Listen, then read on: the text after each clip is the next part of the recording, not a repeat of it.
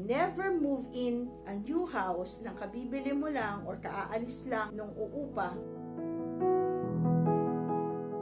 o karerenta mo lang, mag-move in ka agad, tutuluyan mo agad. That is a no, no, no, no, no. Kasi po, yung energy o problema nung huling tumira dyan, maa-absorb nyo po yan. Ikalawa, kapag naman po bago yung bahay, hindi ka respectfully na nag-ayos ng energy ng house, magkakaroon ka talaga ng problema with your local landlords. Which sa Buddhist po, ang tawag po dyan ay local landlords. Ibig sabihin, within that house, meron po dyan mga energies na nandyan na talaga, no? Hindi po yung bahay nyo itself, but yung lupa. So, kailangan mo siyang mag-cleansing. Okay? You do incense offering. At least, kapag ka bago ang bahay, kahit 3 days lang. Pero kapag ka natirhan ang bahay, you make sure minimum of 9 days na nag-re-incense ka every day na. If you know how to do the sur offering, you do the sur offering. Please, 9 days of incense, 3 days of sur. No? Yan, maganda po.